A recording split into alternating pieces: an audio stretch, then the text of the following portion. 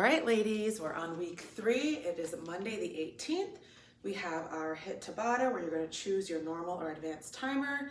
We have burpees, squat hold with side crunch, hip touches, and plank kicks. We have not done the squat hold with side crunch, but if you've been through before, it's pretty easy to catch on. So burpees, I'm just going to do half one for reference.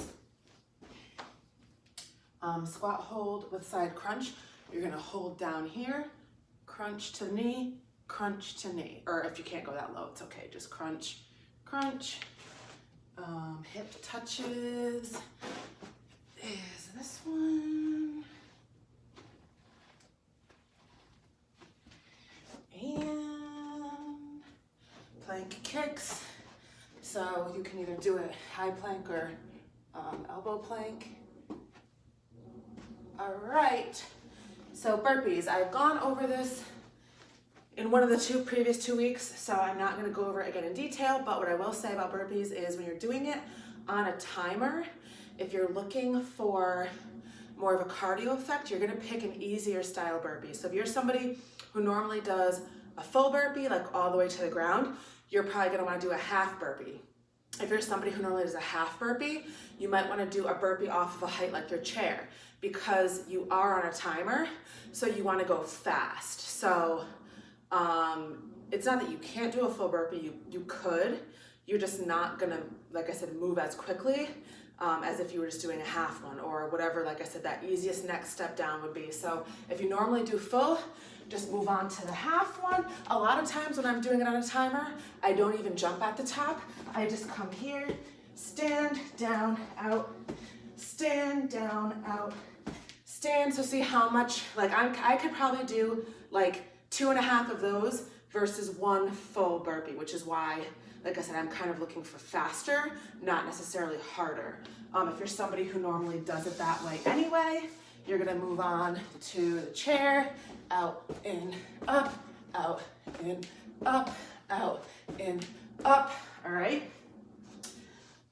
Squat hold with side crunches. So what this is a squat hold, and then you're gonna crunch from side to side. So you're gonna get down in a squat hold, so you wanna have a wide stance, put your arms up behind your ears, don't tug on your head or neck. I'm like barely touching my hair. Go down to one side, down to the other, down to one side, down to the other. So not only do you really feel this in your sides, it really burns. Like when I was doing this, I had to so I'd be down, I'd be doing it, I would have to stand up, shake it out, get back down, do a few more, stand up, shake it out. So it depends. Like I just did legs yesterday, so if I was doing that actually today, my legs would probably be really sore, but do the best you can. The point is that you're just crunching down to the side while holding a squat. Hip touches. So this is an elbow plank, and what you're doing is basically dropping your hips from side to side. So I'll show you from the front, I'll show you from the back or the side. So I usually have my feet pretty close together, and you're just gonna drop down on one side. So see how my hips dropped down? Your hip doesn't have to touch the ground. If it doesn't, that's fine. If it does, that's fine. But you're just getting that twist. So drop your hip down, return to elbow plank, drop the other side, return, drop, return, drop, return, okay? And you'll notice, or I don't know, I always say this every time because I never know if it's because I'm on a carpet or what, but my feet slide. So as I drop my hip down, when I get back to elbow plank, I kind of like reposition my feet.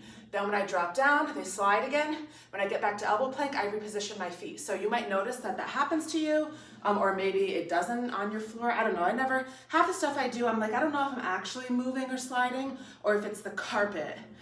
Because I don't normally work out on hardwood floor or like a gym mat. It's always my carpet. So I'm not sure, but I'll show you from the side.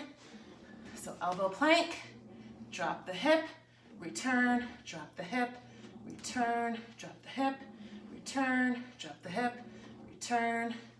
Okay, so I typically take like one step every time I return, and that keeps me kind of right in place. Then I'll show you from the back. Hopefully you can see me. Drop, return, drop, return, drop, return, drop, return, drop, turn. Okay, that's your hip touch. And plank kicks. So this can be done on the floor or off of the chair. So you can do it in elbow plank, but I find that to be a lot harder for some reason. And I don't know, I don't like it. Like I feel like I'm doing it wrong when I do it that way, but you could do it from elbow plank, which is here, and you kick, kick, kick, kick. So basically you're squeezing your butt, kicking up. It's kind of like a straight leg donkey kick. I don't know, I tend to do it from high plank. I kind of widen out my hands, widen out my feet, kick, kick, kick, kick, kick. If you're doing it from a height, like your chair, it looks something like this.